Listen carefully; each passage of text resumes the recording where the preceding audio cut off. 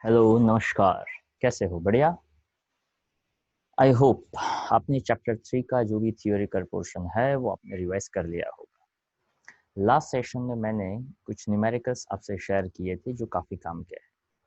आज जो न्यूमेरिकल हम शेयर करेंगे उसको कहते हैं क्यूब टाइप के क्वेश्चंस। यानी यहाँ पे क्यूब के अलग अलग पॉइंट्स पे हम कनेक्ट करेंगे वायर्स को और उसका इक्विवेलेंट रेजिस्टेंस निकालने का फाइंड करेंगे। मीन्स उसका इक्विवेलेंट रेजिस्टेंस कैसे फाइंड किया जाता है उसको आज हम सीखेंगे।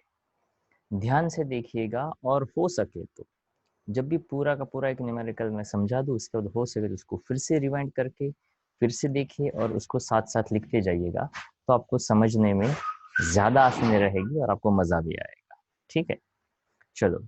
तो पहले वो न्यूमेरिकल करवा देता हूँ जो लास्ट टाइम हमने थोड़ा सा आपको होमवर्क में दिया था। वैसे यहाँ पे बताया जाए तो ये लगता है हमें वेस्टर्न ब्रिज जैसा, पर ये वेस्टर्न ब्रिज नहीं है। ओके, रीजन इज दैट 100/60 और 10/5 it's not in a balance condition. तो यहाँ पे क्या करना पड़ेगा, तो कि आपको किरचॉफ का रूल है वो अप्लाई करना पड़ेगा। क्वेश्चन यहाँ पे ऐसा था कि एक वेस्टर्न ब्रिज है, 10 ओम, 60 ओम, 5 ओम, 10 ओम, ऐसे अलग अलग रेजिस्टेंस दिए है। क्वेश्चन का रिक्वायरमेंट यहाँ पे कुछ इस तरह से है। ए बी 100 ओम है, B C 10 ohm, C D 5 ohm, D A 60 ohm. Galvanometer of 15 ohm resistance is connected across ED. यानी यहाँ से आप देख सकते हैं कि ये जो है वो ए बी सी और ये डी पॉइंट है। ठीक है, तो यहाँ पे 15 ओम का resistance is connected across ED तो नहीं रहेगा, बिकॉज यहाँ पे देखा जाए तो ई तो कोई है ही नहीं, so definitely here it is a consider as a BD, it's not ED. Okay, B for Bombay. Calculate the current through the galvanometer when a potential difference of 10 volt is maintained across AC। यानी A और C के बीच का 10 volt जितना voltage हो। यहाँ E जो है उसकी जगह पे आप उसको B समझिएगा। ठीक है, चलो। तो अब यहाँ पे करना क्या है, तो कि करना बहुत ही सिंपल सा है। आपको यहाँ पे उसका करंट का डायरेक्शन जो है that we called as journey direction, उसको हम यहाँ पे इमेजिन करेंगे। इस फिगर को थोड़ा सा हम बड़ा कर देते हैं ताकि आप उसको अच्छी तरह से आइडिया ले सकें। ठीक है, देखिए यहाँ पे हमने कहा हुआ है कि आप एक लूप ले लीजिए। ओके, तो लूप जो यहाँ पे लेना है that we called as a journey direction. ठीक है, तो अगर मान लो यहाँ पे गिवन है बी ए डी बी, यानी यहाँ से ऐसा लिया है। अगर मान लो मैं उसको इस डायरेक्शन में भी लेता, मतलब मैं क्लॉकवाइज डायरेक्शन भी लेता हूँ, तो भी वहां पे कोई प्रॉब्लम नहीं है। आप एटलीस्ट एक आध न्यूमेरिकल को भी थोड़ा अलग तरीके से ट्राई कर सकते हैं। ठीक है, पहले यहाँ पे दिया हुआ है बी ए डी बी वाला, उसको मैं यहाँ पे बता देता हूँ। तो देखिए बी ए डी बी यानी ये डायरेक्शन दिया है। Let me clear one thing, ये यहाँ पे अपोजिट डायरेक्शन में था तो साइन आना चाहिए माइनस, पर यहाँ पे आप कह सकते हो कि यहाँ पे तो प्लस लिखा है। बट यहाँ पे मैं बता दूं, यहाँ पे this all value equal to 0 करके लिखा हुआ है। ओके, अब वो आप वो माइनस इन कॉमन निकालते तो भी ऐसा ही हो जाता। मैं यहाँ पे बता देता हूँ कि एज पर अवर साइन कन्वेंशन, अगर मैं बी ए डी बी को फॉलो कर रहा हूँ तो बी ए अपोजिट डायरेक्शन में गया मतलब माइनस आएगा। चलो, -100 I1। अब बी ए से डी गया सेम डायरेक्शन में, यानी +60 I2। अब फिर से अपोजिट डायरेक्शन में गया यानी -15 IG and that is equals to 0। ठीक है, अब मैं यहाँ से माइनस एन कॉमन ले लेता हूँ, तो वो हो जाएगा +100 I1। देखो माइनस एन कॉमन ले लिया, +100 I1 +15 IG -60 I2 is equal to 0। तो ये यहाँ पे माइनस साइन चला जाएगा यानी वो भी 0 हो जाएगा, तो हमारा ये इक्वेशन आ जाएगा। ठीक है, तो पहले ये जो छोटे छोटे पॉइंट्स है उसको आप समझिएगा कि हमने जो साइन कन्वेंशन समझा हुआ है sigma I R equal to sigma E के लिए, आप वही फॉलो करते हैं तो आंसर आने ही वाला है। बी ए डी बी के बजाय अगर मैं ए बी डी ए आता हूँ तो भी आपको आंसर है वो मिलना ही चाहिए। I hope it's clear. तो आप ए बी डी ए भी ट्राई कर सकते हैं। ओके, चलो उसके बाद यहाँ पे दूसरा दिया हुआ है loop that we called as a BCDB, यानी BCDB। तो वो यहाँ से इस डायरेक्शन में लिया, तो देखो B से C जाते हैं, जैसे मैंने यहाँ पे कंफर्म करवा दिया कि आप ये वाला लेते हो या सीधा ऐसा लेते हो, one in the same thing. अब BC यानी सेम डायरेक्शन में गया तो पॉजिटिव आना चाहिए, तो 10I1 minus IG। Opposite direction में गया इसलिए माइनस आएगा 5I2 माइनस, सॉरी यहाँ पे माइनस नहीं है, यहाँ पे प्लस है। Okay, there are some questions जो स्टूडेंट्स पूछते हैं, तो जनरली हमने ऐसा कहा है कि जब तक ये हमारा ऑनलाइन मोड चलेगा, आपके पास जो भी मटेरियल्स है, जैसे कि चैप्टर 1 आपको फिजिकल कॉपी हार्ड कॉपी मिला हुआ है, चैप्टर 2 चैप्टर 3 अगर हम ऑनलाइन में चैप्टर 4 भी करते हैं, तो ये जो 3 चैप्टर है उसकी जेरोक्स या प्रिंट आउट खुद निकलवा लीजिए। Okay, it's not a cost a big thing. Okay, तो वो प्रिंट आउट काफ़ी लोगों ने घर पे ऑलरेडी चैप्टर 2 का निकलवा लिया है, काफ़ी सारे ऐसे जिसने चैप्टर 3 भी निकलवा लिया है। बट सम सर्टेन कुछ कुछ स्टूडेंट्स है जिसको ऐसा क्वेश्चन है कि जैसे सब कुछ खत्म होता है हम आपको फिर से वो हार्ड कॉपी देंगे, so it is about the common thing. Okay, तो आप उसका हार्ड कॉपी निकलवा लीजिए ताकि जो छोटे छोटे करेक्शंस है वो जो हम यहाँ पे बताए आप उस हार्ड कॉपी के अंदर कर सको। Okay, so make it fast, आप वो जल्दी कर सकते हैं। तो देखिए यहाँ पे आ जाएगा I2 प्लस IG, यहाँ पे प्लस साइन कर दीजिएगा, और ये भी ऑपोजिट डायरेक्शन में आ गए, that's why minus 15IG and that is equals to 0। Bracket को ओपन करने के बाद ये फॉर्मेट आता है, तो ब्रैकेट को ओपन करने के बाद ये फॉर्मेट आता है, तो आई सजेस्ट कि जब आप प्रैक्टिस करते हो तो आप उस प्रैक्टिस में ये पॉइंट ऐड कर सकते हैं। जैसे ये पॉइंट मैंने डायरेक्ट नहीं लिखा, मैंने तो यही बताया, ओके, ताकि हमने ऐसा समझा तो हम भी वैसा ही कर सकते हैं। वैसे इसके बाद ये डायरेक्ट पॉइंट ये लिख सकते हैं, but if you feel that कि यार ये कैसे आता है, so you can just make a small changes.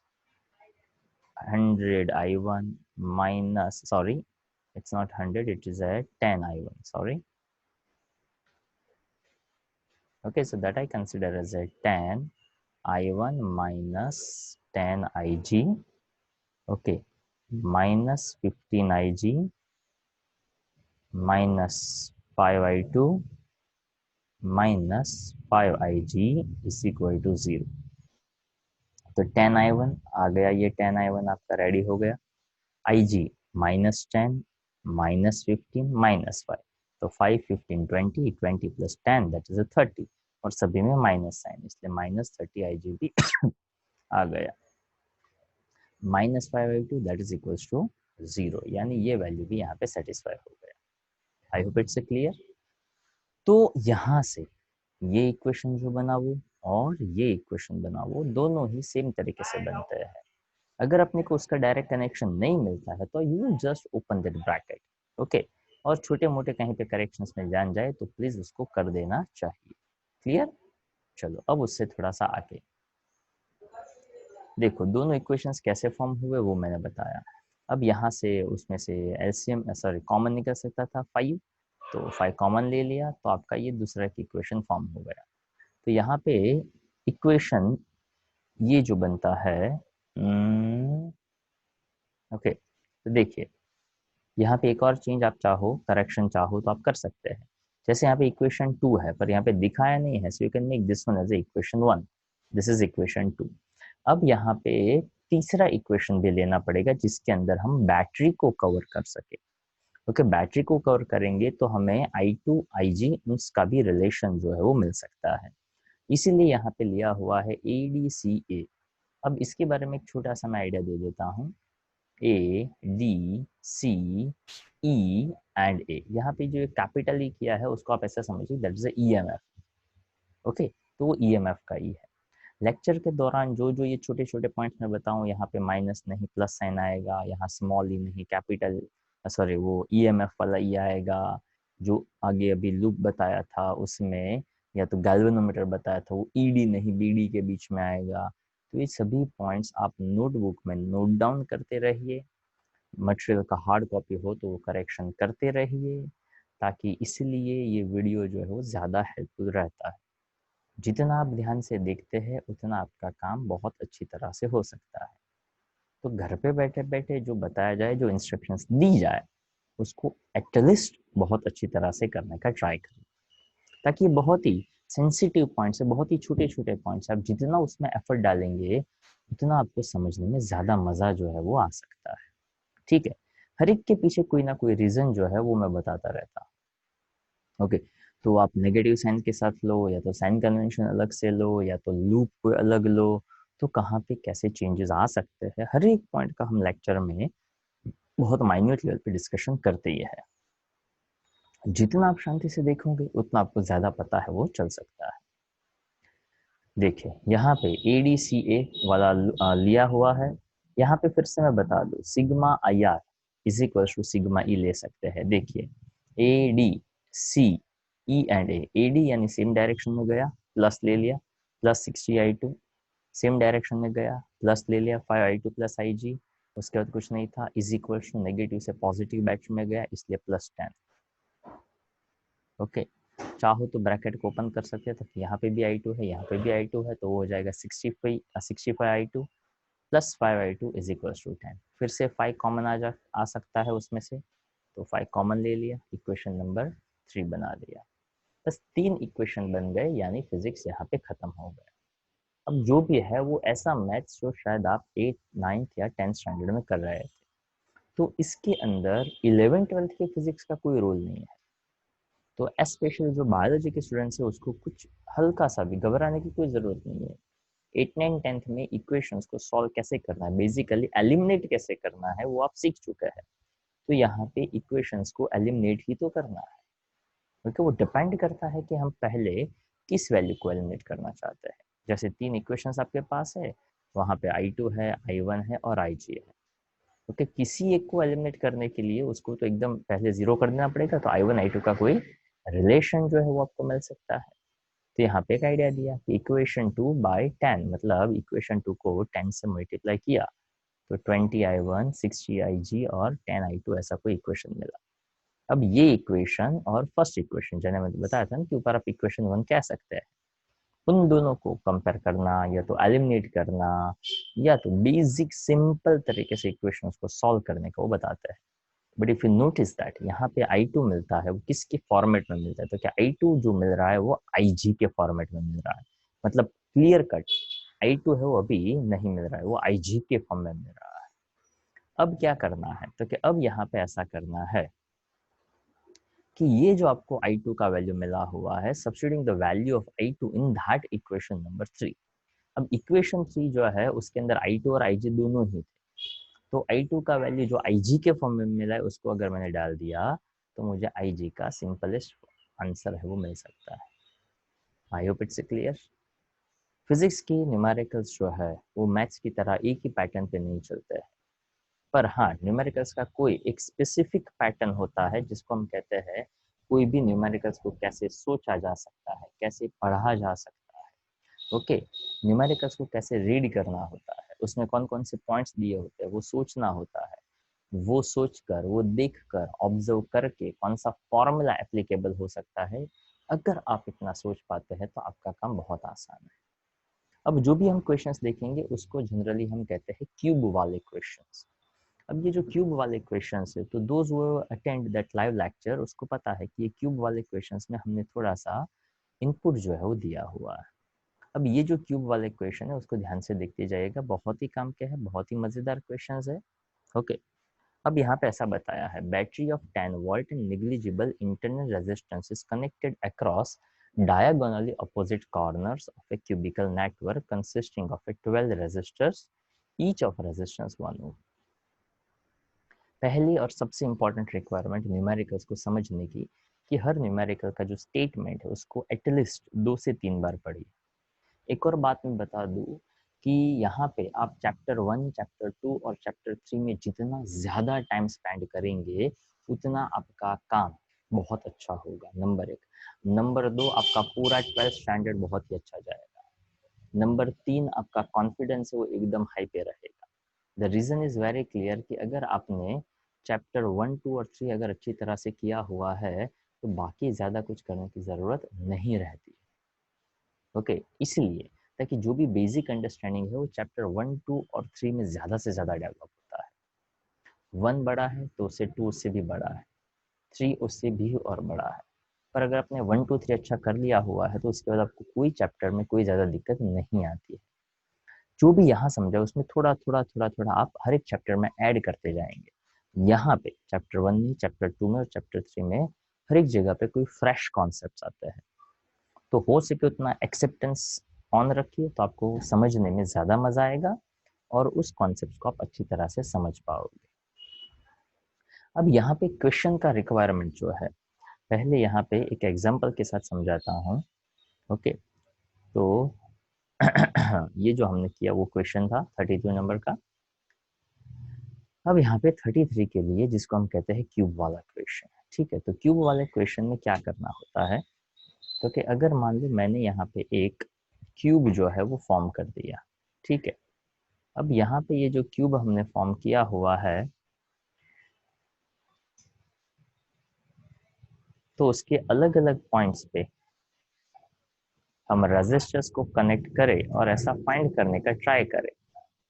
यानी यहाँ पे पूरा का पूरा क्यूब जो है वो बना हुआ है, ठीक है। तो अब समझना ये है कि अगर मान लो मैंने ये 2 पॉइंट पे रेजिस्टेंस लगाया तो क्या होगा, उसका इक्विवेलेंट, मतलब ये पूरा का पूरा क्यूब हटा दो और कोई एक रेजिस्टेंस ले लो। अब यही क्वेश्चन को कैसे समझा जाता है, तो कि अगर मान लो मैंने स्क्वायर लिया होता, क्यूब नहीं पर स्क्वायर लिया होता, ध्यान से सुनिएगा। ये वायर है और हर एक में रेजिस्टेंस है ही, यानी ये रेजिस्टेंस उसके अंदर है, मतलब ऐसा मैं साइन ना ड्रॉ करूं तो भी मैं बता दूं कि हाँ यार उसमें रेजिस्टेंस है। तो यहाँ पे ऐसा समझना है कि मान लो एक स्क्वायर लिया, अब वो स्क्वायर ऐसे मैंने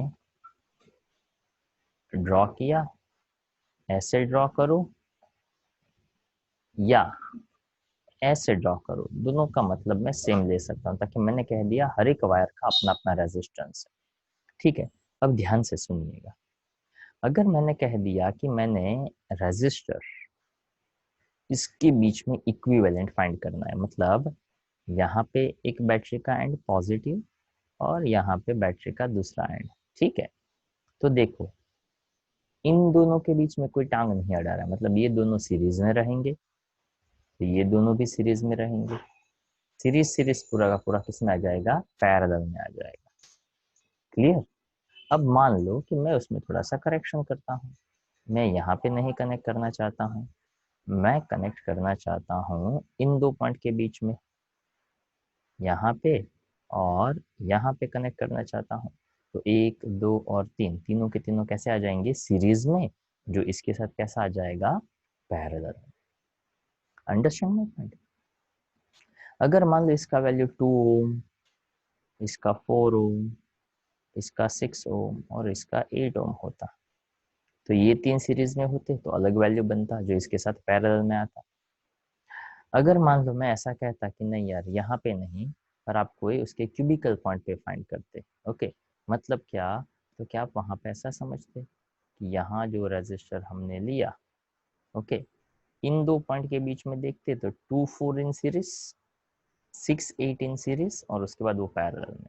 पर अगर मैं ऐसा कहता कि नहीं ये वाला पॉइंट नहीं, ये वाला पॉइंट नहीं, ओके, उसी तरह से ये वाला पॉइंट भी नहीं, तो कहाँ पे, तो कि अगर मैं ऐसा कहता हूँ कि यहाँ पे हम बैटरी कनेक्ट करते, यहाँ पे बैटरी कनेक्ट करते तो क्या होता, तो कि 4 and 8 in series, 2 and 6 in series and then after that resistance in parallel। तो कहाँ पे आप कनेक्ट करते हो उसके हिसाब से उसका इक्विवेलेंट रेजिस्टेंस है वो फाइंड किया जाता है। जिस किसी को इक्विवेलेंट, इक्विवेलेंट यानी इक्वल वैल्यू, जैसे आप बहुत सिंपल सी बात समझे तो 50 रुपीज की 2 नोट तो उसका इक्विवेलेंट होता है 100 रुपीज, ओके। 50 रुपीज की 10 नोट्स तो उसका इक्विवेलेंट होता है 500 रुपीज का 1, okay, that's record as a equivalent idea, okay. पर वो रुपीस के बारे में है तो अपना दिमाग जल्दी जल्दी चलता है, और ये फिजिक्स के बारे में, इसलिए थोड़ा हमारा प्रोसेसर स्लो चलता रहता है, ठीक है। पर अगर आप समझोगे तो बहुत ही सिंपल सा है। अब ये जो हमारा एग्जिस्टिंग अभी का जो क्वेश्चन है, उस क्वेश्चन के अंदर भी ऐसा ही कोई कॉन्सेप्ट जो है वो आपको लगाना है। कॉन्सेप्ट ऐसा है कि एक क्यूब है, यहाँ पे अलग अलग सिचुएशंस दी जाएगी कि क्यूब के केस में कहाँ पे इक्विवेलेंट फाइंड करना है। तो कि दो डायगोनल अपोजिट एंड में, मतलब ये यहाँ पे एक यहाँ पे सेम साइड पे, ओके, या तो फेज डायगोनल पे, ओके, 12 वायर्स है या 11 वायर्स है, ऐसी अलग अलग सिचुएशंस आएगी। अब यहाँ पे एक पॉइंट मैं बताता हूँ, उसको अच्छी तरह से दिमाग में सेट कर दीजिएगा कि अभी का जो क्वेश्चन है उसी के लिए मैं स्पेसिफिकली बात करूँ तो वहाँ पे ऐसा है कि बॉडी डायगोनल यानी ये और उसके सामने वाला ये पॉइंट, तो उसके बीच में यहाँ पे एक बैटरी जो है वो कनेक्ट किया हुआ है। ओके, कोई कहेगा कि ये कितना बकवास टेढ़ा मेढ़ा फिगर है। ओके, अगर मान लो हम उसको एकदम परफेक्ट मस्त बनाने का ट्राई करें तो वैसे यहाँ पे देखा जाए तो just for your kind information, जिस वायर के थ्रू हम कनेक्ट करते हैं वो वेरिएबल वायर्स या तो फ्लेक्सिबल वायर ही होता है। फ्लेक्सिबल वायर ऐसा परफेक्ट ऐसा स्ट्रेट नहीं होता है, बट जनरली बुक के अंदर हम ऐसा फिगर तो जस्ट फॉर अपनी कन्वीनियंसी के लिए ड्रॉ करते हैं।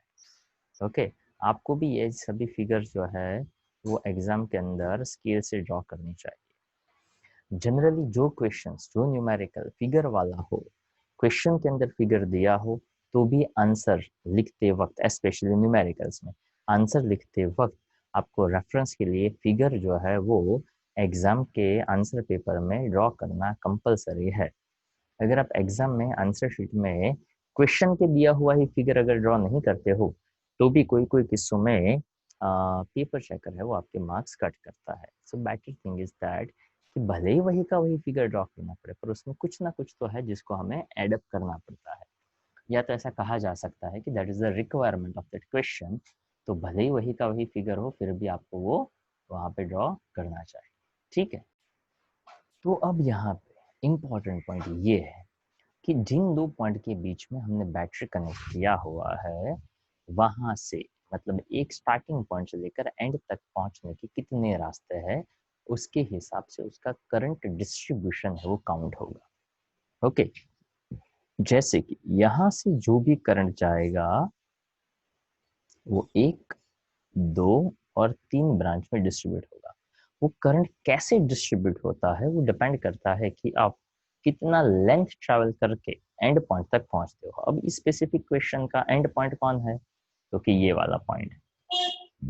तो यहां से यहां पहुंचने के लिए आपको क्यूब की जो लेंथ है उसकी कितनी लेंथ कवर करनी पड़ती है वो यहाँ पे देखते हैं। जैसे कि यहाँ से एक, दो और ये तीन। आई होप आपको मेरा कर्सर जो है वो दिख रहा होगा। ओके, यहाँ पे ऐसा हो तो टेक्स्ट बुक, मतलब यहाँ पे जो फिगर के अंदर जो लेबलिंग किया है वही लेबलिंग में कर देता हूँ। Okay, A B C D और नीचे से भी ऐसा ही ए बी सी डी है। ओके, तो आपको थोड़ा सा तो चलो इसको ए, इसको बी, इसको सी और इसको डी कह देते हैं। A dash, B dash, C dash और डी डैश कह देते हैं। ठीक है, तो अब यहाँ पे ए से सी डैश तक पहुंचने के तीन रास्ते, ए डैश, ए डी और ए बी। ओके, तीन रास्ते हैं। अगर एंड पॉइंट तक पहुंचने के लिए स्टार्टिंग पॉइंट से लेकर इक्वल डिस्टेंस ट्रैवल हो रहा है, इक्वल लेंथ ट्रैवल हो रही है, तो जो भी करंट देते हैं वो इक्वली ही डिस्ट्रीब्यूट होगा। बताता हूं, ध्यान से सुनिए। ए से सी डैश तक पहुंचने के तीन रास्ते, पहला वाला A dash, A dash D dash, D dash C dash, यानी तीन लेंथ ट्रैवल किया, एक, दो और बाद में तीन लेंथ। अब ए डी वाला part, A D, D D, D D dash and D C. कोई कहेगा सर हम ऐसे नहीं जा सकते, A D, D C and C dash जा सकते, कोई फर्क नहीं पड़ता है, पर तीन लेंथ ही ट्रैवल हुआ ना। ओके, तो अल्टीमेटली पर्पज ये है। कोई कहता है ए से डी, डी से सी, सी से बी, बी से बी डैश से सी डैश, ऐसे तो कहना ये नहीं चलता है। द रीजन इज दैट वो लेस डिस्टेंस ट्रैवल नहीं करता। Then after A B, B C, C dash, फिर से तीन इक्वल लेंथ। तो जो भी करंट ए पे पहुंचेगा वो इक्वल लेंथ ही सी डैश पे पहुंचाता है, इसलिए जो करंट वहां पहुंचा वो इक्वली डिस्ट्रीब्यूट करेगा इसलिए अगर मान लो मैं यहाँ पे ऐसा कहता आई, तो तीनों में जाता I/3, I/3, I/3। पर अगर मान लो मैं उसको 3I कह देता, तो तीनों में जाता I एंड I। अब मान लो जो करंट ए डैश पे पहुंचा है उसको सी डैश पहुंचाना हो, तो A dash D dash C dash, यानी दो length, A dash B dash and B dash C dash, वो भी दो लेंथ। तो इसका मतलब ये हुआ कि अगर मैं ऐसा कहता कि यहाँ पे करंट अगर आई आता है, तो दोनों में जाएगा I/2, I/2। तो अगर मैं यहाँ पे कह दूं आई जो इक्वली डिस्ट्रीब्यूट कर रहा है, तो क्यों ना मैं यहाँ पे कह दूं 2I। यहाँ पे कहा 2I, 2I, 2I, तो क्यों ना यहाँ पे 3 की बजाय लिया जाए 6I। Understand my point? तो देखिएगा अब ध्यान से, डी पॉइंट पे भी पहुंचा 2I करंट, तो डी से सी डैश तक पहुंचने के फिर से दो रास्ते, डी डैश वाला, डी सी वाला, डी से डी डैश से सी डैश, दो लेंथ, डी से सी और सी से सी डैश, फिर से दो लेंथ। तो यहाँ पे भी आया आई, यहाँ पे भी आया आई। एरो जो बना रहा हूँ ध्यान से देखते जाइएगा। अब मैं डी डैश पॉइंट की बात करूँ तो वहां से दो करंट आया, एक ए डैश डी डैश से करंट आया, एक डी से डी डैश की ओर आया। तो दो करंट डी डैश पे आके उसकी ओर आ रहा है, मतलब coming towards the junction, and current coming towards the junction that will add. तो वहां से दोनों करंट ऐड हुए, तो यहाँ से मुझे मिलेगा 2I करंट डी डैश से सी डैश की डायरेक्शन में। उसी तरह से देखिए बी डैश जो वाला है, वहां ए डैश बी डैश के थ्रू आ रहा है आई।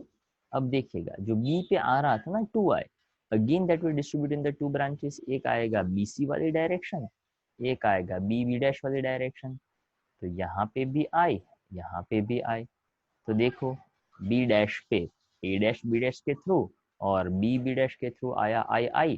तो यहाँ पे करंट आएगा again towards the C dash, and that is also 2I। Same way also 2I। तो 2I मिलकर यहाँ फिर से कितना देगा, 6I देगा। अब यहाँ पे सबसे इंटरेस्टिंग पॉइंट ये है कि अगर मैं वेरिएबल की बात करूँ, तो वेरिएबल सिर्फ एक है, दैट इज आई। तो एक ही इक्वेशन से आपका काम आसान हो सकता है। अब यहाँ पे करंट डायरेक्शन जो मैं दिखाता हूँ, तो इस पूरे क्वेश्चन को थोड़ा सा रिवाइंड करिए, फिर से देखते जाइए, तो आपको और ज़्यादा अच्छी तरह से पता चलता जाएगा। वैसे ये फिगर अभी ड्रॉ किया हुआ है, अदरवाइज नोट्स के अंदर ये प्रॉपर फिगर है ही आपके पास, वहाँ से भी आप देख सकते हैं। अब यहाँ पे कोई भी एक लूप, पर अगर मान लो आपने कोई क्लोज्ड लूप ले लिया, ओके, तो वो परफेक्ट क्लोज लूप है, वो वहाँ पे वैल्यू 0 दे देगा, ताकि अगर क्लोज लूप हो जाता है, यहाँ पे करंट एक ही है, वेरिएबल एक ही है, तो वो टोटल वैल्यू 0 दे देता है।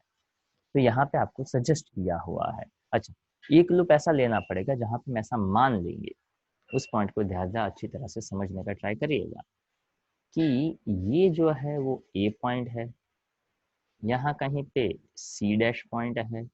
तो ये पूरा का पूरा लूप हटाकर मैंने एक रेजिस्टेंस लिया जिसको मैंने कैपिटल आर कहा। तो ए के बीच में बैटरी था और सी डैश के एंड पे भी बैटरी था। ए पे कितना करंट दिया, तो कि 6I दिया। सी डैश से कितना निकला, तो कि वहां से भी 6I निकला। ईएमएफ ई जितना था, तो as per the Ohm's law EMF is equals to आप कह सकते हो 6I into are. Equation number 2 आएगा। क्लियर? अब यहाँ पे कोई एक लूप हम ले लेते हैं, वो जो लूप लेते हैं वहां पे भी हम एक ईएमएफ को कवर अप कर देते हैं। अब ध्यान से देखिएगा, वैसे लूप आप कोई भी ले सकते हैं, जैसे कि A dash D dash C dash, EMF से वापस ए, या तो A D C C dash, EMF से वापस ए। तो लूप जो है, हाँ, पर यहाँ से जैसे A dash D dash C dash B dash A dash, ऐसा जो लूप लेंगे ना ऊपर वाला, तो वो वहाँ पे करंट का वैल्यू 0 दे देगा, ताकि वहाँ पे बैटरी कनेक्ट नहीं हो रहा है। यहाँ एक ही इक्वेशन हमें बनाना है। तो अगर मान लो मैंने यहाँ पे एक लूप ले लिया, that is A B C C dash, EMF से वापस ए, तो उस केस में क्या करता हूँ देखिएगा ध्यान से। अगर मैंने कहा सेम डायरेक्शन है और हर एक का रेजिस्टेंस स्मॉल आर ले लेता हूँ, ठीक है, तो 2I small r same direction, current add, plus I small r, same direction, plus 2IR, negative से पॉजिटिव गया इसलिए ईएमएफ आ गया। तो देखो ईएमएफ इज इक्वल टू क्या बन गया, 5IR बन गया, इक्वेशन नंबर 1। क्वेश्चन यहाँ पे खत्म। इक्वेशन 1 में भी ईएमएफ, इक्वेशन 2 में भी ईएमएफ, तो मैं कह सकता हूँ equation 1 is equals to equation 2। ये क्वेश्चन समझने के बाद 3 बार, लिटरली 3 बार पूरा का पूरा क्यूब ड्रॉ करके पूरा का पूरा करंट डिस्ट्रीब्यूशन देखकर, सोचकर, समझकर 3 बार लेक्चर खत्म होने के बाद, एक तो आप साथ साथ लिखो और बाकी 3 बार होमवर्क में लिखो। ओके, लेक्चर खत्म होने के तुरंत बाद, तो ये डेफिनेटली आपके दिमाग में मस्त तरीके से बैठ जाए। और ये क्वेश्चंस एग्जाम में पूछे ही जाते हैं, इतनी श्योरिटी के साथ हो तो भी, इतनी श्योरिटी के साथ हो तो भी 10 में से 6 स्टूडेंट्स ड्यूरिंग एग्जाम ऐसे क्वेश्चंस या तो ये क्वेश्चन भूल जाते हैं। I don't know why. अपने को 100% श्योरिटी है कि हाँ यार ये क्वेश्चन तो आने ही वाला है, तो उसका परफेक्ट प्रिपरेशन रखे तो आपको मजा आएगा। तो देखिए यहाँ इक्वेशन 1 और 2 को कंपेयर कर दिया, तो 5 small I R 6i capital R, तो मुझे आर यानी आर इक्विवेलेंट तो फाइंड करना था। दोनों साइड से आई आई कैंसल, तो कैपिटल आर का वैल्यू बन जाता है 5/6 स्मॉल आर। अब यहाँ पे मैंने क्वेश्चन के अंदर बता दिया स्मॉल आर का वैल्यू 1 ओम है, तो कैपिटल आर बन गया 5/6 ओम। अगर मैं कह देता हूँ स्मॉल आर का वैल्यू 2 ओम है, तो 2 3 यानी 5/3 हो जाता। अगर मैं कह देता हूँ स्मॉल आर 10 ओम है, तो स्मॉल आर की वैल्यू आप जो भी चाहो वहां पे डालते जाओ, आपका काम होता जाएगा। तो यहाँ पे R का वैल्यू बन जाता है 5/6 ohm, and definitely here we consider with small r equal to 1। ठीक है, अब मान लो यहाँ पे क्वेश्चन जो है उसको भी देख लेते हैं क्या पूछा। ओके, रेजिस्टेंस 1 ओम था, डिटरमाइन द इक्विवेलेंट रेजिस्टेंस, जो हमने फाइंड कर लिया। ओके, तो देखो यहाँ पे करंट डिस्ट्रीब्यूशन प्रॉपरली दिखाया हुआ है। फिगर को अच्छी तरह से ऑब्जर्व करने का, ध्यान से देखने का, आपको ज्यादा पता चलेगा। ठीक है, तो ये आ गया आपका 5/6 ओम। अब उसके बाद ऐसा बताया कि total current in the branch 6i बताया था, total current EMF by R dash. तो देखो ईएमएफ दिया हुआ था 10, ये मिलता है 5/6, that is 60/5, so total 12 ampere. तो यहाँ पे मतलब ऐसा निकालना था कि पूरे ब्रांच में अगर 6i इक्वल्स टू 12i है, तो करंट i बन जाएगा 2 एम्पियर। तो इंटरेस्टिंग पॉइंट ये बनेगा कि जहां जहां पे i करंट हमने लिखा वहां वहां पे 2i जाएगा, जहां जहां 2i लिखा हुआ है वहां वहां पे कितना जाएगा, 4 एम्पियर जाएगा। और पूरी सर्किट में टोटल करंट हमने कितना दिया, तो कि 6i जैसा दिया, जिसको हम क्या कहते हैं, 12 एम्पियर कहते हैं। अब कोई कहता है कि हमें ये 6i, ये 2i, ये i ऐसा नहीं लिखा है, हमने तो सिर्फ i लिखा था। तो जब आप सिर्फ i लिखते तो जहां जहां 2i है तो 3 इक्वल पार्ट में डिवाइड होता है, that's i/3, i/3, i/3। Okay, तो i/3 और 2i एक सेंस में एक जैसा ही है।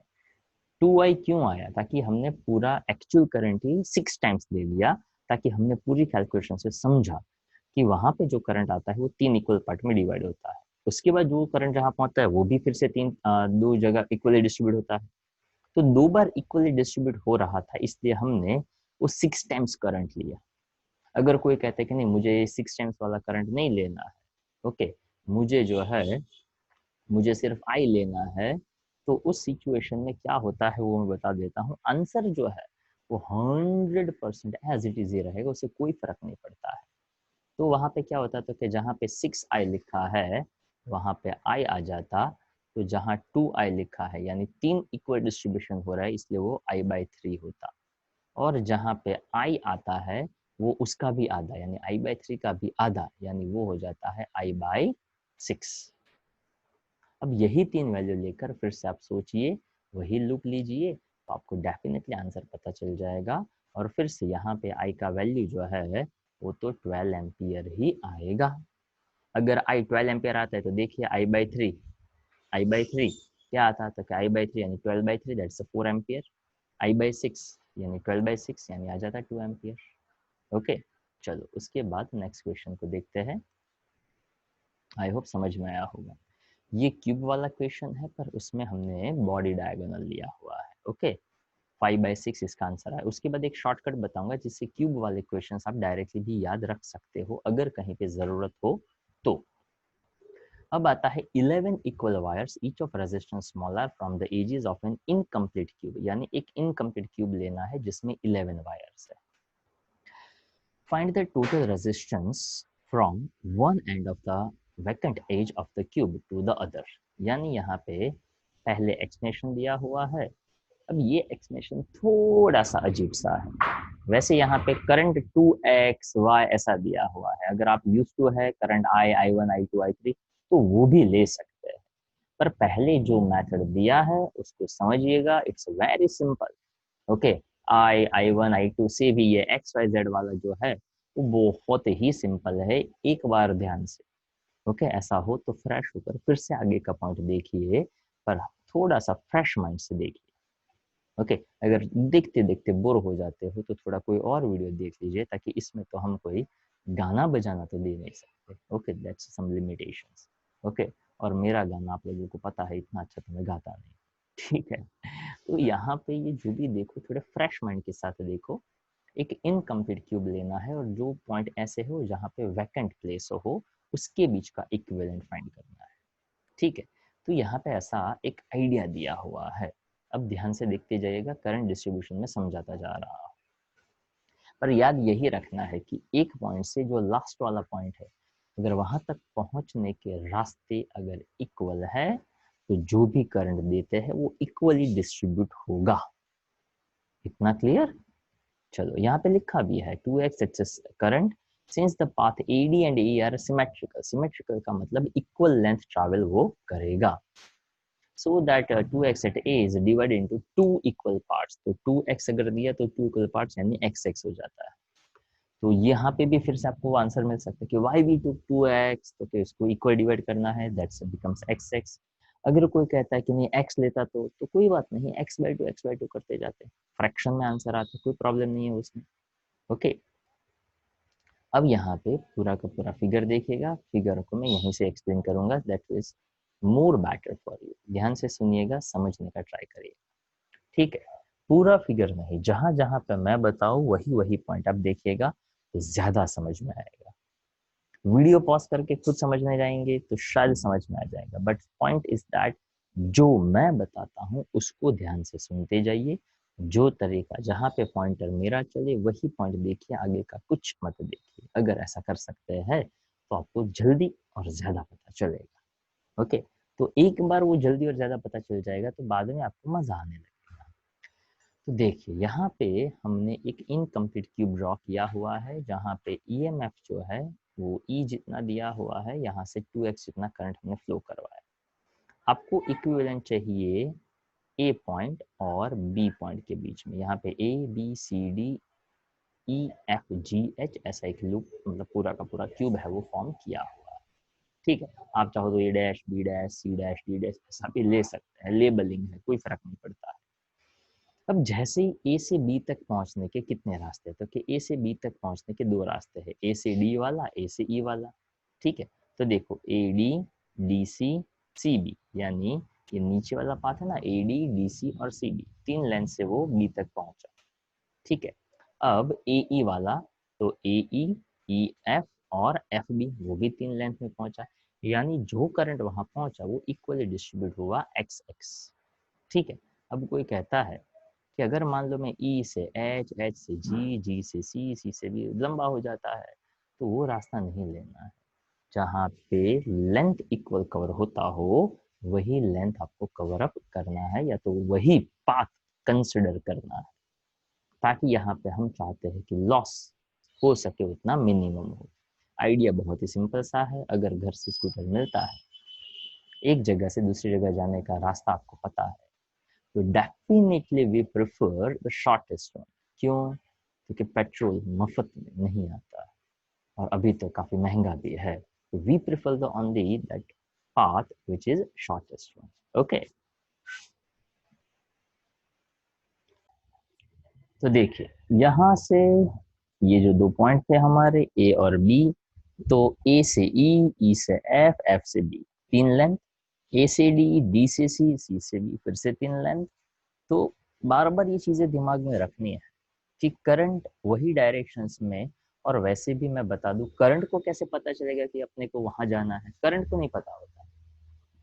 ये डिजाइन हम डिजाइन करते हैं, इसलिए हमें पता होता है कि करंट है वो कौन सी डायरेक्शन में जाएगा, कैसे करंट डिस्ट्रीब्यूट होगा। ओके, ये सब डिजाइन हम करते हैं, हम यानी ह्यूमंस इंजीनियर्स करते हैं, इसलिए हमें पता होता है कि ये करंट डिस्ट्रीब्यूशन कैसे होगा। एंड यू ऑलवेज प्रेफर कि करंट उसी डायरेक्शन में जाना चाहिए जहाँ पे हिट लॉस है वो मिनिमम।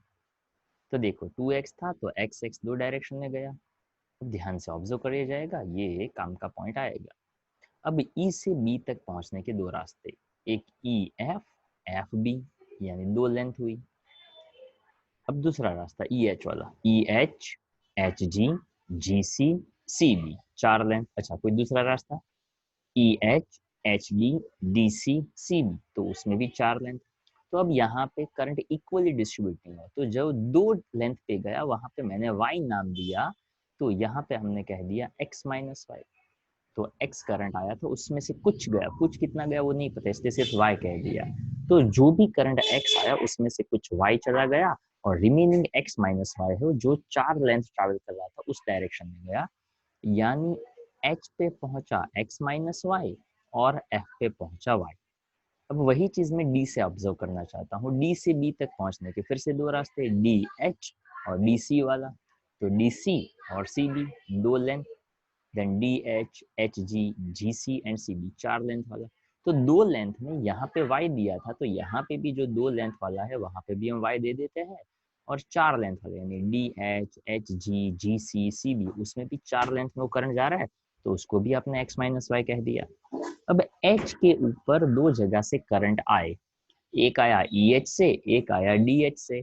तो करंट जंक्शन पे आया और वो ऐड हुआ इसलिए वो हो गया 2 times of x minus y. तो G पे पहुंचा 2 times of x minus y. अब G से B तक पहुंचने के फिर से रास्ते देखो, GF FB, GC CB, यानी इक्वल करंट डिस्ट्रीब्यूशन होगा।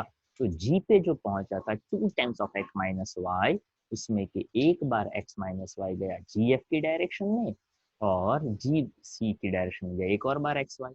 तो देखो जी एफ में पहुंचा था एक्स माइनस वाई, और इधर ई एफ से पहुंचा था वाई। तो current will add when two currents meet at the F point. तो X minus Y plus Y किया, तो आप देख सकते हैं एफ बी डायरेक्शन में एक्स गया, उसी तरह से ये पीछे से एक्स आया, ये x minus Y plus y, तो ये बन जाता है फिर से x। तो सी बी में x, एफ बी में x, x x फिर से बना 2x। फिर से पूरा वीडियो रिवाइंड करिए, फिर से उसको समझने का ट्राई करिए। तो करंट डिस्ट्रीब्यूशन समझ में आ गया, तो क्वेश्चन आपके हाथ में आ गए।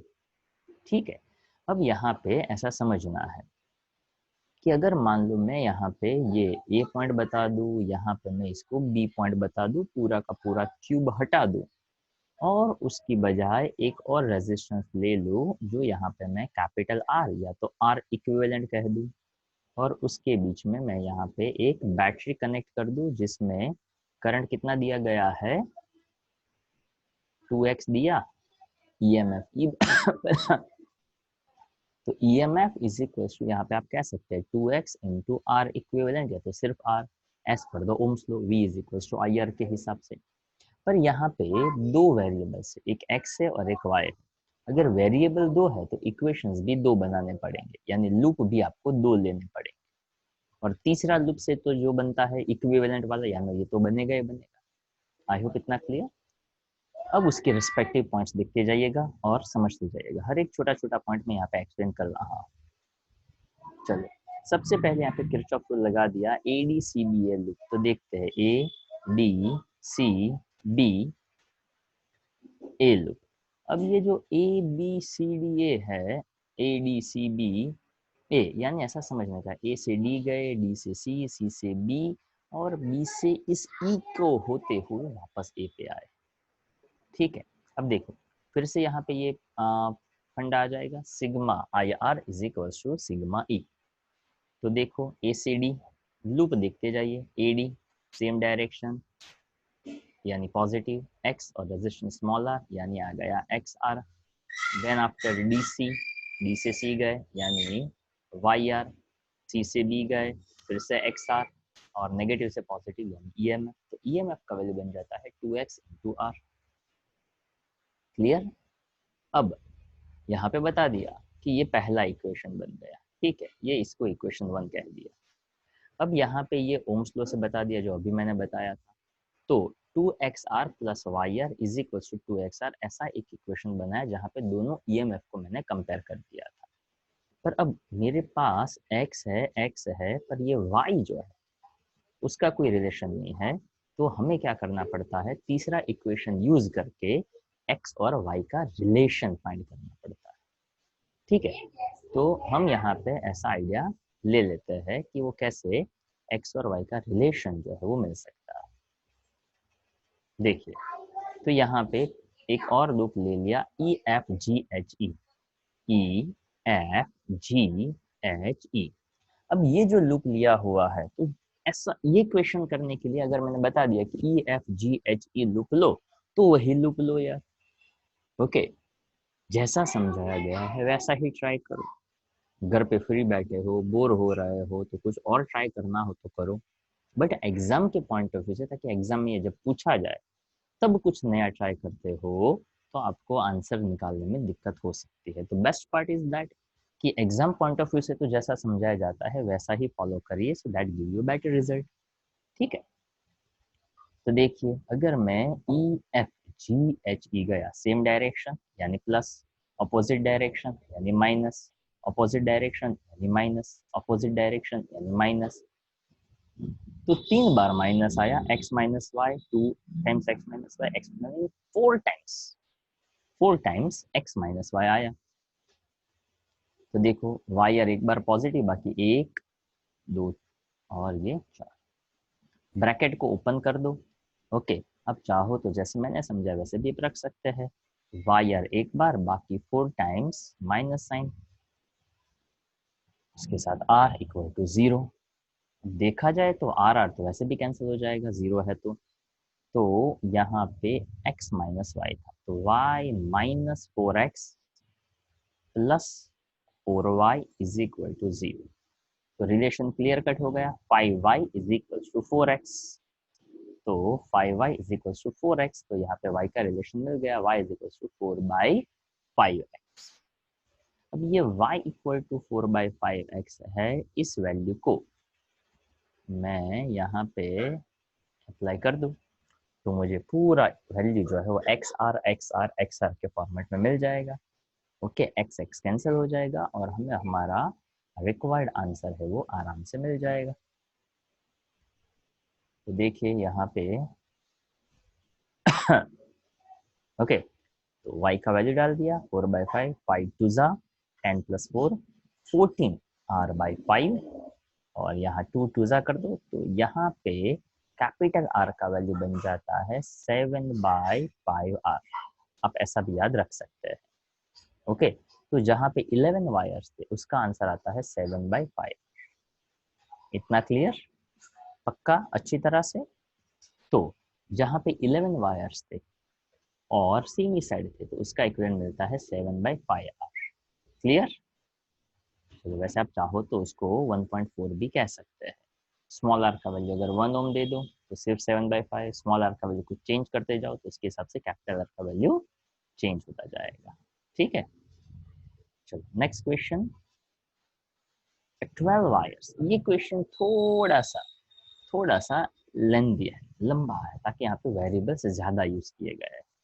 तो this question is based on some assumptions, तो उसको ध्यान से सुनिएगा और समझने का परफेक्ट ट्राई करिएगा, ताकि यहाँ पे हम फेस डायगोनल की बात कर रहे हैं। ओके, तो यहाँ पे फेस डायगोनल के साथ यहाँ पे हम समझते हैं। अब ये जो फेस डायगोनल है, तो फेस डायगोनल में जो आंसर आएगा वो आंसर तो कोई भी फेस डायगोनल सेम ही रहता है, पर ये क्वेश्चन को समझाने के बाद आपको एक और शॉर्ट मेथड समझाऊंगा जिससे आप डायरेक्ट आंसर तो याद रख ही सकते हो, पर वहां पे हम एक मेथड यूज करेंगे, वो एक नया मेथड होगा। पर पहले ये जो है उसको ध्यान से समझिए। फिर से बता दूं, हर क्वेश्चन के बाद जरूर हो तो 5 मिनट का ब्रेक लो और उसके बाद पढ़ो। क्लियर? चलो, 12 wires each having a resistance 1 ohm are connected to a form of a cube. Find the resistance of the cube between two corners of diagonal of one face of cube. पहला वाला किस्सा body diagonal, उसके बाद 11 wire का किस्सा, अब आता है फेस डायगोनल वाला किस्सा। ठीक है, तो यहाँ पे एक एजम्पशन दिया कि battery connected between the point A and C so that the current of 1 ampere enters the junction. ये एजम्पशन है कि मान लो वहां पे 1 एम्पियर करंट हमने एंटर करवाया, तो सी वाला पॉइंट है, वहां से भी 1 एम्पियर करंट बाहर निकलना चाहिए। ये एक एजम्पशन है। अब यहाँ से ए से सी तक पहुंचने के रास्ते करंट डिस्ट्रीब्यूशन, ये जो लिखा है ना, ये एक्स वाई वाई जेड जो भी लिखा है ना, उसको कैसे समझते हैं उसका आइडिया फिर से देता हूँ।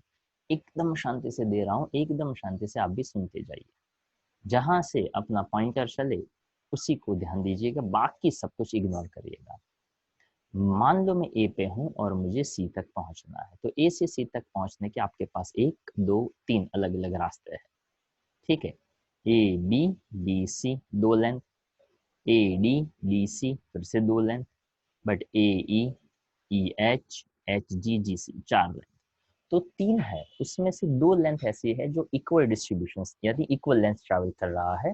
तीसरा वाला है वो कोई अलग लेंथ ट्रैवल कर रहा है, मतलब ज्यादा, तो वहां पे करंट अलग जाएगा। तो यहाँ कन्वीनियंसी के लिए हमने ऐसा मान लिया कि जहां पे करंट सेम लेंथ ट्रैवल करेगा तो उसमें करंट कुछ जो भी होगा वो सेम ही जाएगा। तो एज्यूम कर लिया कि इस ब्रांच में x जाएगा तो यहाँ पे भी x जाएगा, तो टोटल ये 2x बना, और ये जहां जितना जाएगा उतना 1 में से तो कम ही हो जाएगा। तो इस ब्रांच में कितना जाएगा, ए ई में 1 माइनस 2x। आई रिपीट, पहले दिया 1, 1 में से कुछ ए डी में कुछ ए बी में, पर वो जो भी कुछ है वो इक्वल है। और ए ई में उन दोनों में से जो गया ए डी और ए बी में, उसमें से जो कुछ भी बचा है वो जाएगा ए ई के डायरेक्शन में। पर इतना तय था कि ए बी डायरेक्शन और ए डी डायरेक्शन में इक्वल करंट जाता है, तो इसलिए वहां पे डी एक्स एक्स वैल्यू ले लिया। तो ए बी में गया एक्स, ए डी में भी गया एक्स, तो ए से ई डायरेक्शन में गया 1 माइनस 2x। यहाँ तक क्लियर? स्लो स्लो समझते जाएगा तो ज्यादा पता चलेगा। ए से बी तक पहुंचा x, ए से डी तक पहुंचा x। अब बी से सी तक पहुंचने से और बी से सी तक पहुंचने के कितने रास्ते हैं? ओके, वो सोचने से पहले हम यहाँ से भी एक पॉइंट सोच लेते हैं कि ई पे कौन पहुंचा, तो कि ई पे पहुंचा है 1 माइनस 2x। ओके, अब देखिएगा ध्यान से, बी से सी तक पहुंचने के 2 रास्ते, एक बी एच वाला और एक बी सी वाला।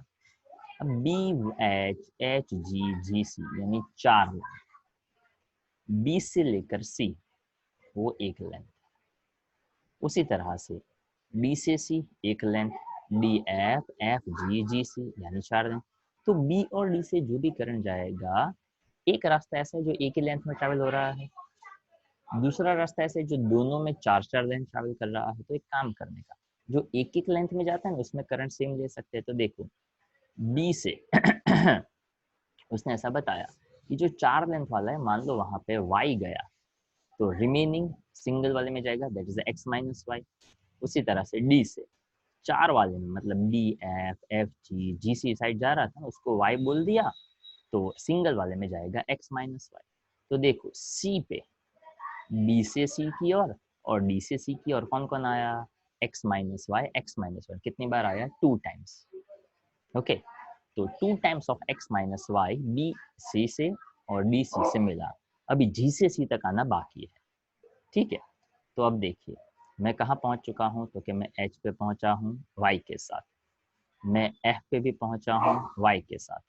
ठीक है, अब जैसे ही मैं e पे पहुंचा था 1 माइनस 2x के साथ, तो अब e से लेकर c तक पहुंचने के रास्ते, E H H G G C 3 length, E F F G G C वहां पे भी 3 लेंथ। पर यहाँ पे क्या सोचना पड़ सकता है, ध्यान से सुनते जाइएगा, कि यहाँ से जो ई से हम एफ की ओर आ रहे थे, पर यहाँ ऑलरेडी एक डी से एफ की ओर भी तो आ रहा था। अंडरस्टैंड।